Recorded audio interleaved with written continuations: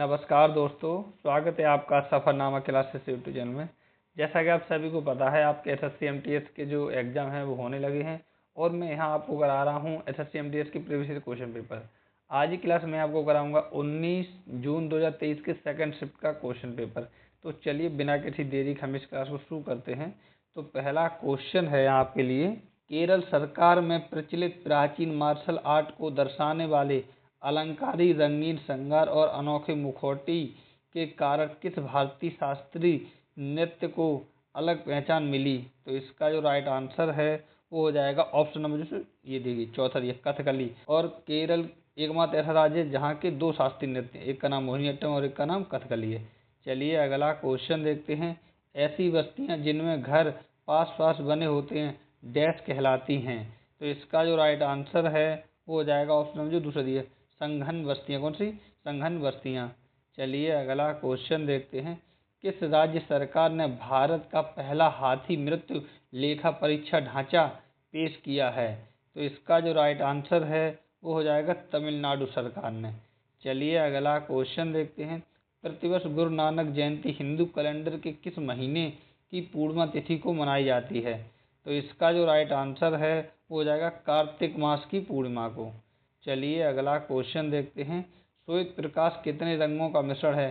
तो ये आपने कक्षा 6-7 में पढ़ा होगा कि जो सफ़ेद प्रकाश है, श्वेत प्रकाश है, उसमें कितने प्रकार रंग होते हैं। जब आप किसी प्रिज्म से देखेंगे तो प्रिज्म से दिखाई देगा। तो इसका जो राइट आंसर है वो हो जाएगा 7 रंगों का दोस्तों मिश्रण होता है। चलिए अगला क्वेश्चन देखते हैं। एम.एस. गोपाल कृष्णन ने कर्नाटक और हिंदुस्तानी दोनों में महारत हासिल की। वह डैश के उस्ताद थे? तो इसका जो राइट आंसर है वो हो जाएगा वायलिन के उस्ताद थे, क्योंकि वायलिन वादक थे ये। चलिए अगला क्वेश्चन देखते हैं। किस मंदिर को ब्लैक पगोड़ा के नाम से भी जाना जाता है? तो इसका जो राइट आंसर है वो हो जाएगा सूर्य मंदिर, जो कि कोणार्क में स्थित है। और कोणार्क कहाँ है? उड़ीसा का सूर्य मंदिर कोणार्क। ठीक है। चलिए अगला क्वेश्चन देखते हैं। तराइन का द्वितीय युद्ध कब लड़ा गया था? तो बात करें तराइन के द्वितीय युद्ध की, तो ये लड़ा गया था दोस्तों 1152 में। और किस किस के बीच में हुआ था? चलिए अगला क्वेश्चन देखते हैं। 1025 ईस्वी में किस तुर्की आक्रमणकारी ने सोमनाथ के मंदिर पर आक्रमण कर उस मंदिर को लूट लिया था? तो इसका जो राइट आंसर है वो हो जाएगा महमूद गजनवी। कौन? महमूद गजनवी। चलिए अगला क्वेश्चन देखते हैं। निम्नलिखित में से कौन सी पुस्तक दलाई लामा की आत्मकथा है? और ये जो क्वेश्चन है वो दूसरी बार आया है। तो इसका जो राइट आंसर है वो हो जाएगी, देखिए, फ्रीडम इन एक्साइल। क्या? Freedom in exile. ठीक है। चलिए अगला क्वेश्चन देखते हैं। दाचीग्राम राष्ट्रीय उद्यान निम्नलिखित में से किस राज्य केंद्र शासित प्रदेश में स्थित है? तो इसका जो राइट आंसर है वो हो जाएगा जम्मू और कश्मीर। कहाँ स्थित है? जम्मू और कश्मीर में। चलिए अगला क्वेश्चन देखते हैं। निम्नलिखित में से कौन सा एक जटिल स्थायी पादप ऊतक है? तो इसका जो राइट आंसर है वो हो जाएगा जाइलम। क्या है? जाइलम। चलिए अगला क्वेश्चन देखते हैं। भारतीय संविधान का कौन सा अनुच्छेद राज्य के महाधिवक्ता की बात करता है? तो इसका जो राइट आंसर है वो हो जाएगा ऑप्शन नंबर जो दूसरा दिया, 165 में राज्य का महाधिवक्ता हो सकता है, एडवोकेट जनरल जिसे बोलते हैं। अगला क्वेश्चन है।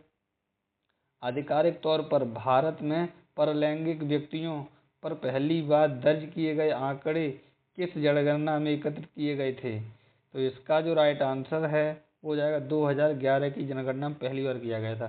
चलिए अगला क्वेश्चन देखते हैं। भारत का दक्षिणी भाग फिर डैश कटिबंध में पड़ता है? तो इसका जो राइट आंसर है वो हो जाएगा गर्म। तो यहाँ भरा जाएगा गर्म कटिबंध में पड़ता है। चलिए अगला क्वेश्चन देखते हैं।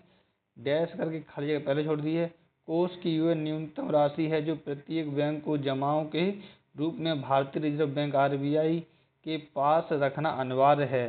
तो इसका जो राइट आंसर है वो हो जाएगा ऑप्शन नंबर जो उसमें दूसरा दिया है, नगद कोष अनुपात। चलिए अगला क्वेश्चन देखते हैं। भारतीय संविधान के अनुसार भारतीय संघ का मुखिया कौन होता है? तो आपको पता ही होना चाहिए, भारतीय संघ का जो मुखिया होगा वो देश का राष्ट्रपति कौन होगा? देश का राष्ट्रपति। The right answer. चलिए अगला क्वेश्चन देखते हैं। The stars in my sky those who brightened my film journey फिर डैश कर खाली छोटी की दूसरी पुस्तक है? तो इसका जो राइट आंसर है वो हो जाएगा दिव्या दत्ता की दूसरी पुस्तक थी। चलिए अगला क्वेश्चन देखते हैं।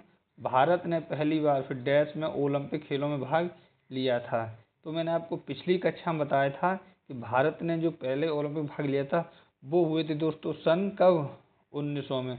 और ये जो ओलंपिक हैं वो दोस्तों पेरिस में हुए थे। कहाँ हुए थे? पेरिस में। और उसके बाद 2024 के जो हाल ही में हुए हैं ये भी पेरिस में ही हुए हैं। चलिए अगला क्वेश्चन देखते हैं। क्रिकेट के खेल की शुरुआत किस देश में हुई थी? तो क्रिकेट खेल की शुरुआत आपको पता ही होगा, ये हुई थी इंग्लैंड में। इंग्लैंड इसका जन्मदाता है क्रिकेट का। चलिए अगला क्वेश्चन देखते हैं। निम्नलिखित स्वतंत्रता सेनानियों में से किसे आधुनिक भारत का जनक, father of the modern India माना जाता है? तो इसका जो राइट आंसर है वो हो जाएगा राजा राम मोहन राय। कौन? राजा राम मोहन राय जी को। चलिए अगला क्वेश्चन देखते हैं। मानव विकास सूचकांक रिपोर्ट 2021-22 के अनुसार भारतीय उपमहाद्वीप में किस देश का प्रदर्शन सबसे अच्छा है? तो ये बात कर रहा है 2021-22 की, और अभी आपको ताज़ा याद करना है।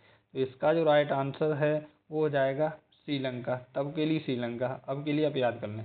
अगला क्वेश्चन है। महासागर की औसत लवणता फिर डैश भाग प्रति 1000 ग्राम है। तो इसका जो राइट आंसर है वो हो जाएगा 35। तो 35 भाग प्रति 1000 ग्राम हो जाएगा। चलिए अगला क्वेश्चन देखते हैं। ग्रेंटेड रिस्पॉन्स एक्शन प्लान का मुख्य उद्देश्य है। तो इसका जो राइट आंसर है वो हो जाएगा वायु प्रदूषण को नियंत्रण करना इसका मुख्य उद्देश्य होता है। चलिए अगला और लास्ट क्वेश्चन आपके लिए देखते हैं। निम्नलिखित में से किसने चटगांव शस्त्रागार छापा या चटगांव विद्रोह को नेतृत्व किया था? ये बहुत इंपॉर्टेंट क्वेश्चन है। तो इसका जो राइट आंसर है वो हो जाएगी, देखिए, सूर्यसेन। किसने किया था? सूर्यसेन। और ये जो चटगांव है ये आज के बांग्लादेश में पड़ता है। तो ये था दोस्तों आपके SSC MTS के प्रीवियस ईयर क्वेश्चन पेपर का 53वां क्वेश्चन पेपर। चलिए मिलते हैं 54वें क्वेश्चन पेपर में। तब तक आप अपना और अपनी फैमिली का अच्छे से ख्याल रखिए और हमें दीजिए इजाज़त। धन्यवाद दोस्तों।